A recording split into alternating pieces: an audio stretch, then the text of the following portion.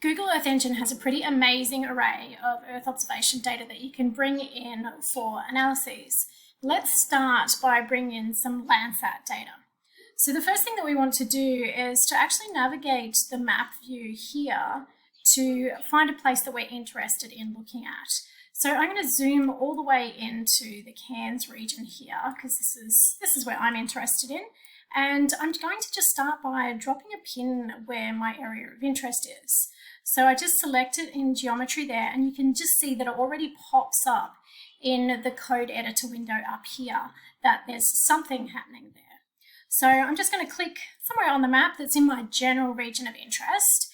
And then what I'm going to do is actually change this from saying geometry to ROI for region of interest. That just keeps it a little bit easier when I'm considering what variables I need to use. Rather than holding it as geometry, ROI is a little bit more informative.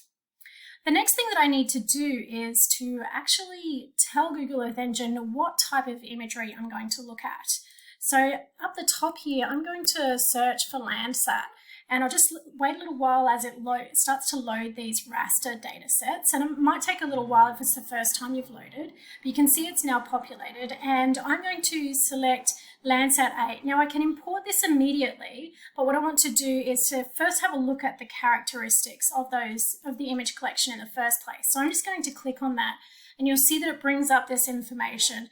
It tells me when the data are available, so from 2013 all the way through to 2021, and you can see the date format there, so from the 11th of April 2013.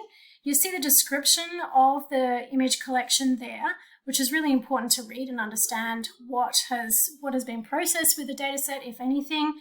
We can have a look at the spectral bands, which of course is really important because different satellites and different sensors have different band designations. So it's important to understand what band is band 1, what band is band 2, etc. We can have a look at the image properties. This is all information about the metadata, and in particular we'll be looking at the cloud cover when we call a Landsat image of our interest as well. So say I'm happy with that image collection, I'm just going to import that into my code. And again, what I want to do is to change the variable name to something that's a little bit more intuitive. So I'm just going to go with L8 for this one. So there we go, I've got my region of interest and L8. Now it's also important to understand that this image collection is the entire image collection of Landsat 8 Tier 1 raw data, right? So that's all over the world and for all dates. And that's not necessarily useful for what we want to do. So now it's important to start to think about how we're going to filter down that image collection to get an image that's relevant to our specific area of interest here. So the first thing I'm going to do is to type a little bit of code, and I'm just going to pop it into the code editor here. Now what you'll see here is what I've got is these 2 lines of commented information. So anything that begins with a double slash at the beginning means that it's not actually code for the computer to run, but it's really important to add in there to remind yourself really, or anyone else that you're sharing your code with, a little bit of information about what you're doing and why you're doing it as well. And then what I've got here is I've started to call a new variable, and I'm going to call that new variable that I'm about to create image, and I'm going to call it from this code here from ee.Image and based on L8, which is this variable. So basically I'm going to call an image from the whole image collection that I've created. Now, because I've created a couple of little bits of code here, I've got variables in here, it's a really good time to save my script, just in case anything goes wrong. So I'm going to go ahead and click Save at the top here and give this a file name that makes sense. And so maybe I'm going to call this Loading Landsat and click OK on that. Now you see as I do that, it will actually change this file name up the top here. So we've got Loading Landsat. All right, so there's my first little bit of code. But now what I want to do is say, yes, I'm calling an image, but I'm going to create some filters around which image exactly I want to call out of the entire collection. So I'm going to give myself a little bit of space and then pop in the next line of code that's going to allow me to filter the image collection as a whole by the date that I'm interested in. So here we go, I'm calling it filterDate, and this is going to bring me an image in between the 1st of July 2019 and the 30th of October 2021. So that's a good start. That gives me a bound of the time in which I want my data set. The next thing I want to do is to get an image specific to the location that I'm interested in. So let's pop that bit of code in there as well. So this is a geographic filter bounded by the region of interest, which is my ROI at the top here, which is that little point that I've got on my map. So now I've got a date filter and a location filter. Give myself a little bit more space, and the next thing that I want to do is to make sure that the image that I pull up is actually pretty good in terms of cloud coverage. So if we go back to thinking about when we look at the metadata behind the Landsat image collection, so I'm just going to click on the hyperlink up here and that's going to bring it up. If I look at the image properties here, it tells me that the cloud cover metadata component will give us an indication of the percentage of cloud cover across the entire scene between 0 and 100. So that's an important piece of metadata that I'm interested in looking at. So that's what this little bit of code here is. It's going to sort all the data sets that we've got between this date range in this location. It's going to sort them by the percent of cloud cover. And then I'm going to call the one with the least amount of cloud cover here.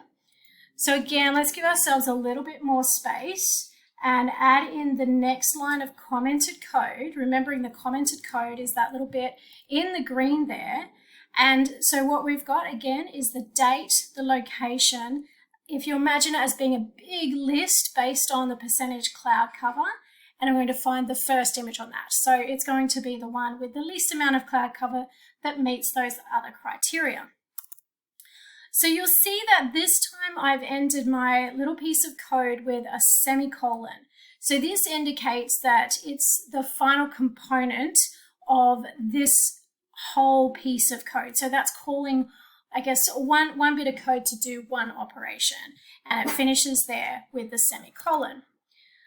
So the final bit that I want to do now is to find out which image it's selected for me.